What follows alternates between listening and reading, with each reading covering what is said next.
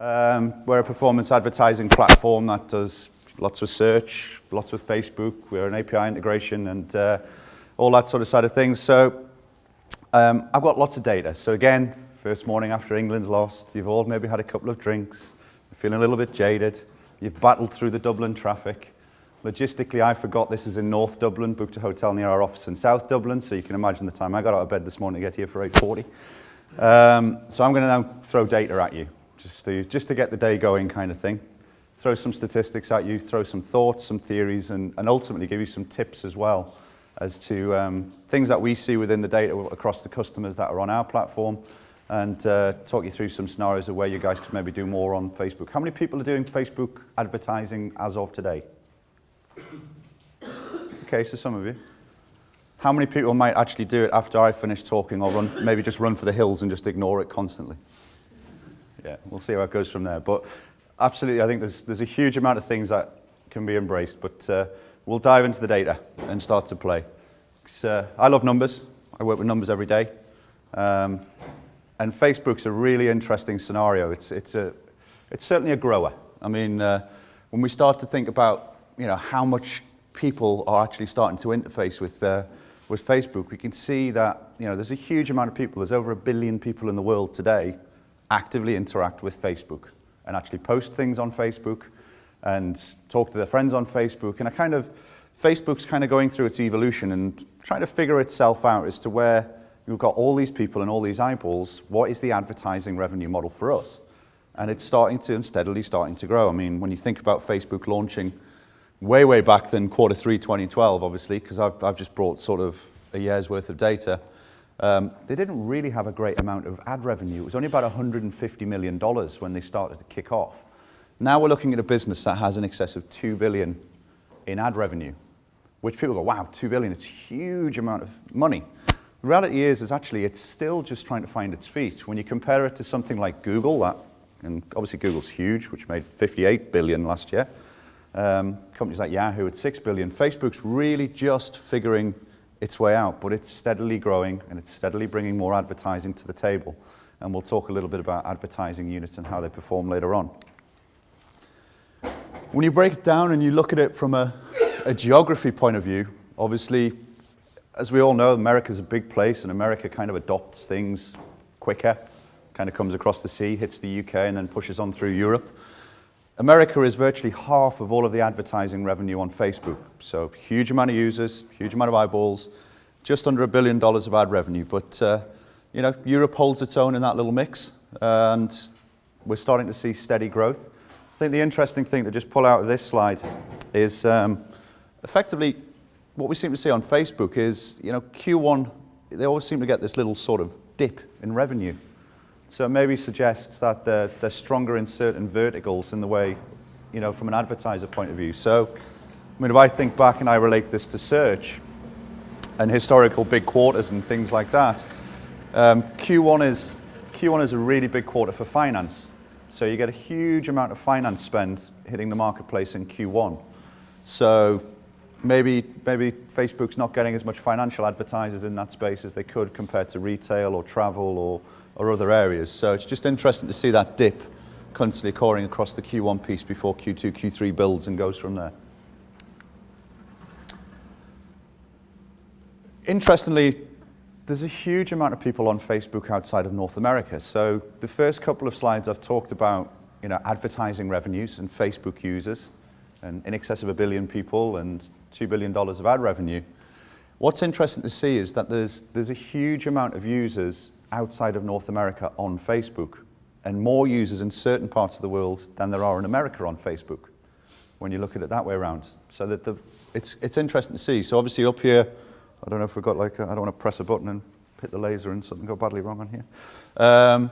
We see a huge amount of users of Facebook in Asia Pacific. So what we're looking at here is the now, and then the projection going into around about 2015. And as you can see, North America over there in the light blue, they're expecting actually in some respect a drop off in percentage of users in North America and growth pushing through into areas like APAC, Asia Pacific and so on. So the here and now is very much about advertising revenue in the US, but there's huge opportunities outside of it. So it doesn't match when you think about it, ultimately. You see all of these people and all these users in APAC, so number of Facebook users being the bar in the graph. Total spend share is obviously, you can see in North America on NAM, 4 along, huge amount of advertising revenue, just over 50% plus. But then we've got a huge amount of users, around about 300 million users in APAC of Facebook. So at the minute, ad revenue doesn't match users in a lot of respects. So again, it's nice adoption in the US, certain adoption in Western Europe, more adoption due for Eastern Europe, and certainly huge opportunities across Middle East and Africa, LATAM and APAC. So I think this is something which Facebook, will start to see how they start to look at this and how they can actually start to use those eyeballs because they're particularly strong in those areas from the number of users. And again, just looking at the advertising revenue model, as you can see here, we've got the number of users and then the CTR on click-through. So you can see again in North America, people actually do click on the Facebook ads. How many people clicked on a Facebook ad today? Let's see, there's not a lot of you really, in some respect. How many people clicked on a Facebook ad yesterday? This week? Some point this year? See, still can't get everybody's hand up. So people use Facebook, and people actually are in Facebook, they're talking to their friends, they're actually interfacing with the platform, and obviously we start to see more and more advertising coming into it. Now, I truly believe we're at a tipping point in some respects as to, people actually starting to appreciate the advertising that's in there. Because, let's be honest, you've got targeting and demographical targeting and audience targeting like no other place.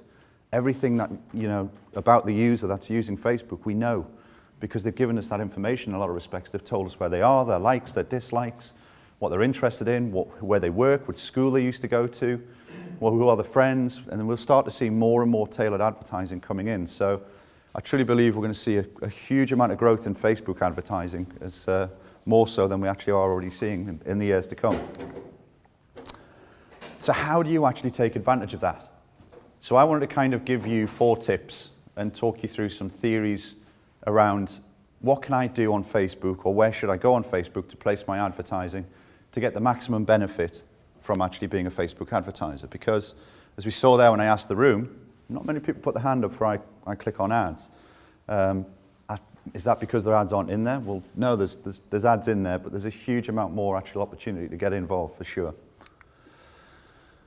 So this is coming from our data set. So what we do a lot at Marin is we kind of like to play with our data. We have huge amounts of data running through the platform. We produce lots of white papers, which you guys are all welcome to. We publish them out there in the public domain.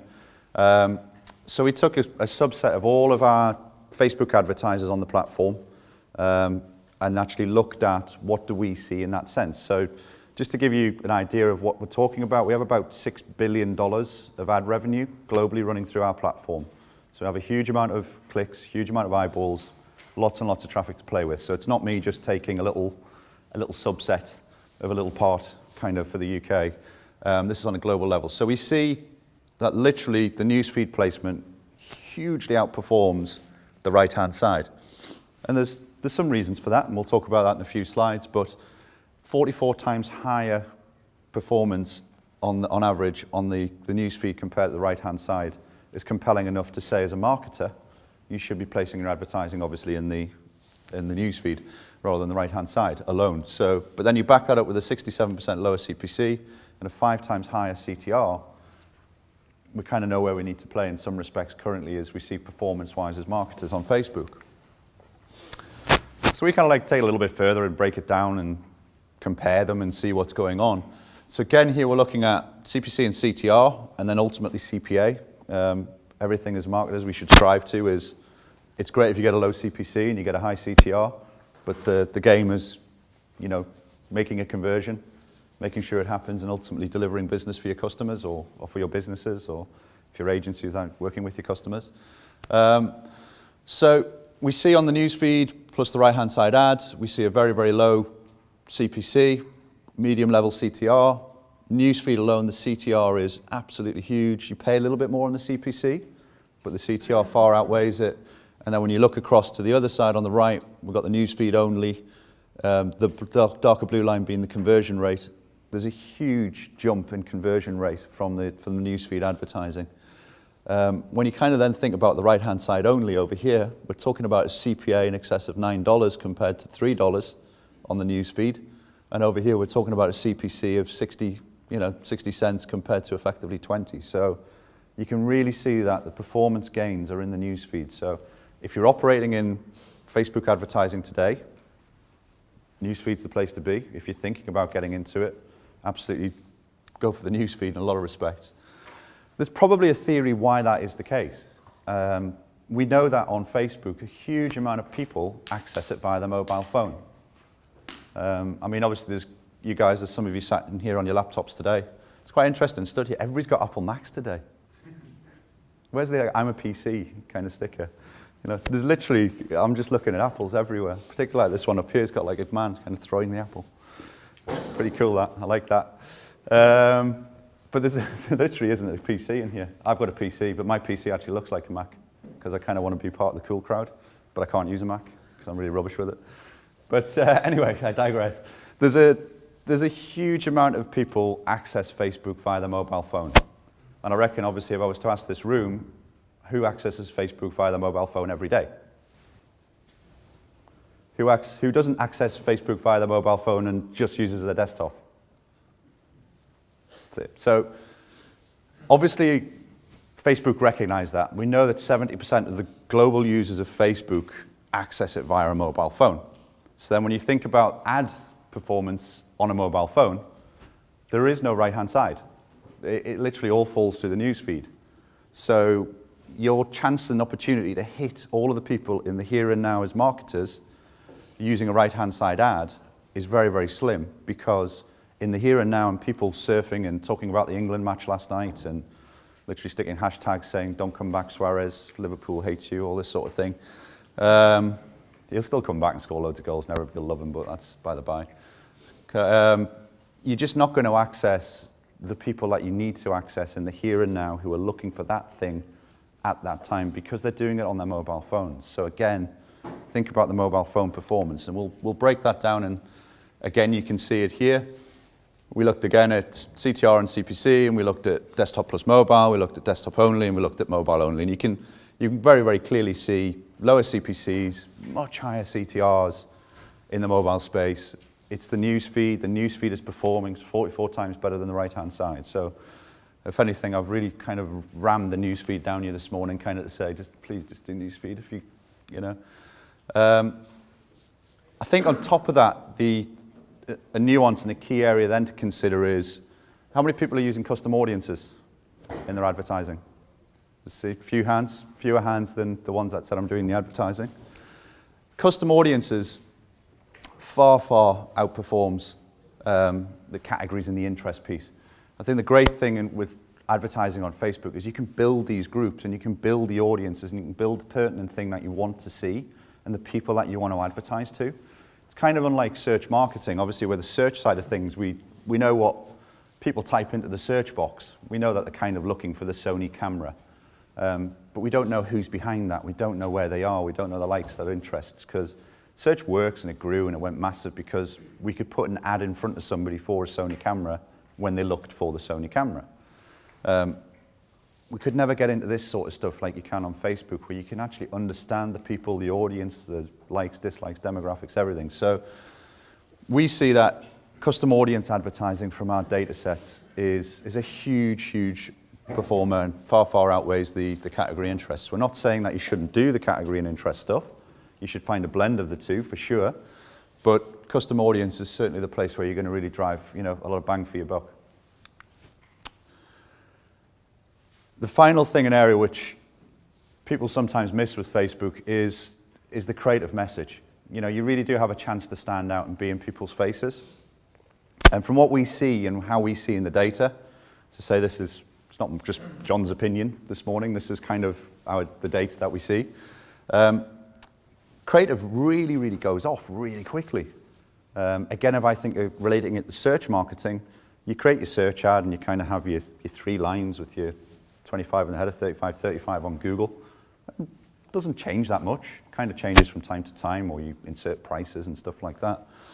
Facebook, you really, really see a stark drop-off. So we ran some creative bench testing, we looked at the customer data, and what we saw is literally within 3 to 4 days, it nosedives through the floor.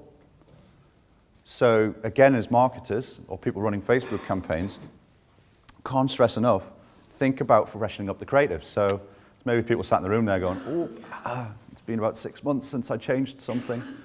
If you refresh it, you'll see a huge amount of difference in the performance of the advertising. So 3 to 4 days, creative gets tired. And just to kind of put that and give you some context from a performance point of view, what we did is we benchmarked it and looked at a campaign performance using rotation and on acquisition, and looked at response campaigns as well, because the kind of the things that you do with Facebook advertising, you're looking for response and you're looking for acquisition. So we talked about CPC and CTR and CPA. So the 0 line is kind of the bench and the benchmark of the advertising before we switched off the creative. So we kind of did some like A/B testing of creative just to find out what the performance is. As you can see in both scenarios, on the against the benchmark, CTR has gone up, CPC is nearly down by 40%, conversion rate's up, CPA is down, literally by 30%. Huge performance incremental gains. Same scenario over there. I won't kind of talk away and go through that sort of thing. Just by changing the creatives, just by playing with it, just by freshening the message up, you can gain these very, very quick performance wins in your Facebook advertising. So that was kind of my whistle-stop world of data. Just to kind of start the ball rolling, maybe get you guys thinking a little bit about it. Some of you are probably still sat there going, how did Suarez score that second goal? Broken us all. I mean, we were talking about it before. The next speaker, Martin, who I know very well, runs a football team, and the concept of how can somebody boot the ball over the top in international football and the smallest guy wins it and runs on and scores a goal. And Martin can take that one on from there. It's just unheard of. But I'm hoping that that's given you some theories and facts and some ideas around opportunities within Facebook. I don't know, doing questions, Niels, or if you do have a question, you're more than welcome to question. We're not going to relate it to football or how England did, but please do ask.